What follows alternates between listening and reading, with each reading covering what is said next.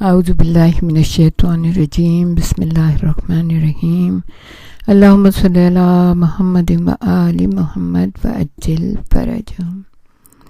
سامعین و ناظرین، سٹی آف نالج اکیڈمی سے آپ کی بیوی جان آپ سے مخاطب ہیں۔ السلام علیکم ورحمۃ اللہ وبرکاتہ۔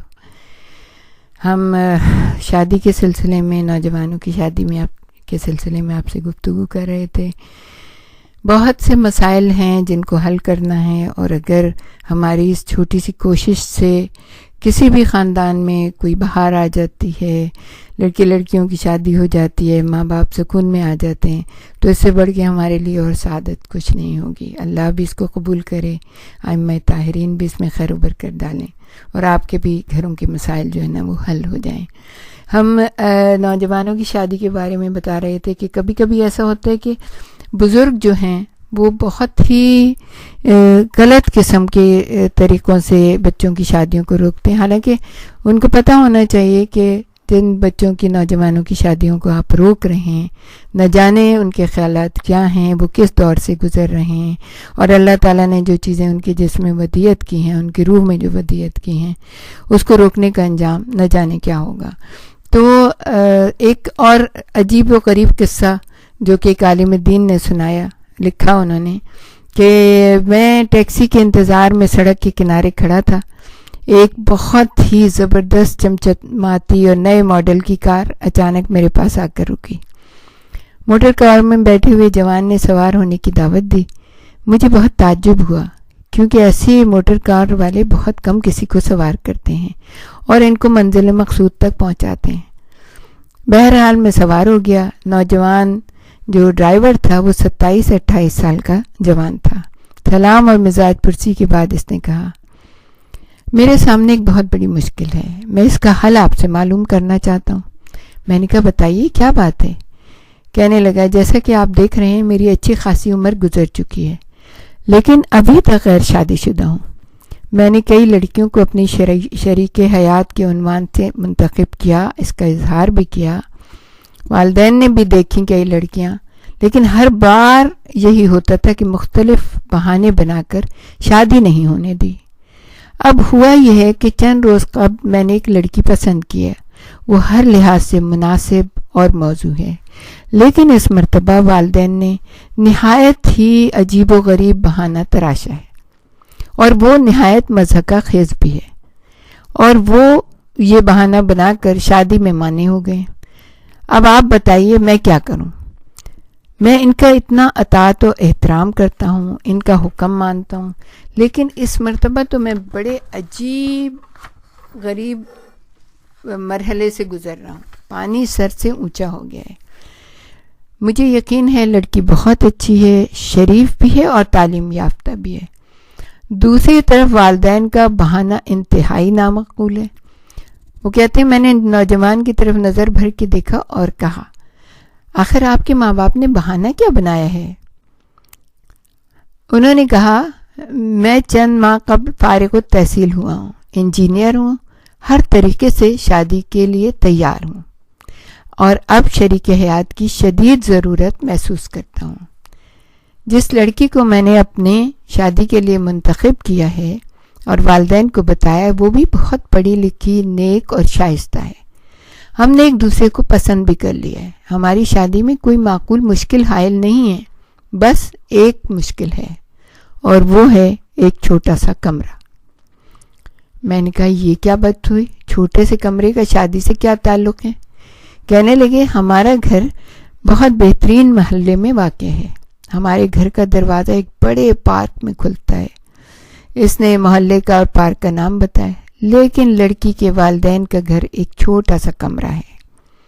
ہمارے خاندان والے کہتے ہیں، ہمارے لیے یہ ذلت کا باعث ہے کہ اس تنگ و تاریک کمرے میں آمد و رفت کریں، اس میں ہماری بے عزتی ہے، ہم وہاں اپنے مہمانوں کو لے کر جائیں، ان کی نظروں میں ہماری عزت ہے، ایک بھرم ہے، ہمارا ایک وقار ہے، ہم انہیں ایسے گھر میں کبھی نہیں لے کے جائیں گے۔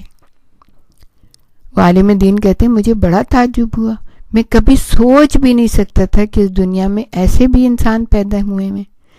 میں نے جوان سے کہا یعنی میں اس بات کو تسلیم کر لوں کہ آپ کے والدین اور خاندان والے ایسے ہیں؟ کیا آپ کے خاندان والے لڑکی والوں کا گھر خریدنا چاہتے ہیں جو وہ اس گھر کے اوپر اعتراض کر رہے ہیں؟ میں نے ابھی تک کوئی ایسا بہانہ نہیں سنا تھا۔ اس نے کہا جی ہاں ایسے ہی ہے، اب تو آپ نے سن لیا اور دیکھ لیا، اب میرا کیا فریضہ ہے، میں کیا کروں؟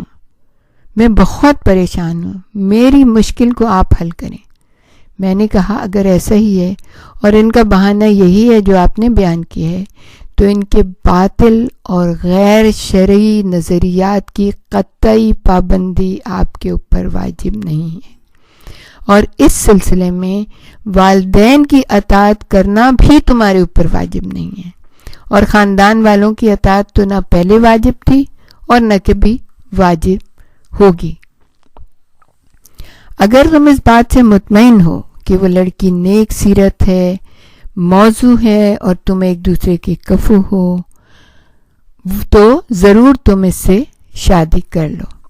اب اس کے بارے میں جو بعد میں جو تذکرہ ہوا ہے وہ ہم آپ کو بتائیں گے، لیکن یہ ایک واقعی بڑی درد مند بات ہے کہ اگر دیکھیں بعض دفعہ ایسا بھی ہوتا ہے کہ کہتے ہیں نا کہ موتی کہاں کہاں نہیں مل جاتے انسان کو، اچھی لڑکیاں کہاں، بعض دفعہ بہت ہی سادے سے گھرانے ہوتے ہیں، بہت ہی سادے سے گھر میں رہتے ہیں، لیکن ان کو اچھی لڑکیاں اس میں مل جاتی ہیں کیونکہ ماں باپ کی تربیت بہت اچھی ہوتی ہے۔ تو کبھی یہ تصور نہ کریں، بھائی آج کل آپ امام بارگاہ میں بھی شادی کر سکتے ہیں، آپ جو ہے نا کسی پارک میں بھی شادی کر سکتے ہیں، آپ کسی جو ہے جیسے جو آپ کی استطاعت ہو وہاں پہ کر سکتے ہیں۔ لڑکی والے تو اپنے استطاعت سے بڑھ کر ہی کام کرتے ہیں، لیکن آپ کو اپنے نسلوں کو دیکھنا ہے، نسلوں کو دیکھیں۔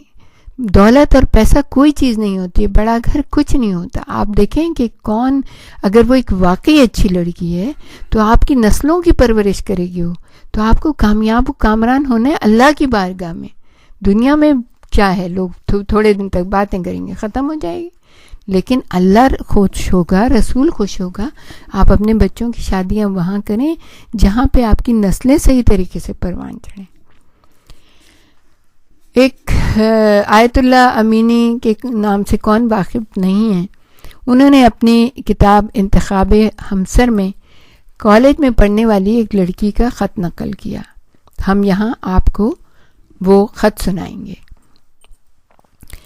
وہ اپنے خط میں لکھتی ہیں میں ایک کالج کی اسٹوڈنٹ ہوں اور زندگی کے اس موڑ پر پہنچ چکی ہوں کہ میرے بہت سے پیغام آئے، لیکن ہر بار میرے ماں باپ نے شادی سے انکار کر دیا۔ البتہ آپ یہ ہرگز خیال نہ کریں کہ پیام دینے والوں میں کوئی کمی تھی، ہرگز نہیں، بلکہ میرے والدین ایسی دلیلیں پیش کرتے ہیں جن سے میری کبھی شادی نہیں ہو سکے گی، جبکہ جو میرے پیام آئے وہ لوگ مومن اور اجتماعی لحاظ سے بھی وزادار تھے۔ جب کوئی خواستگاری کے لیے ہمارے گھر آتا تھا تو والدین اس کے سوال کرنے سے پہلے ہی منع کر دیتے تھے۔ اب تو انکار کرنا ان کا تکیہ کلام بن گیا ہے، یہاں تک کہ وہ اس سلسلے میں کبھی مجھ سے مشورہ نہیں کرتے تھے۔ میں امید کرتی تھی کہ والدین کم از کم مجھ سے بھی تو مشورہ کریں اور مستقبل کی زندگی کے بارے میں سوچنے کی اجازت دیں۔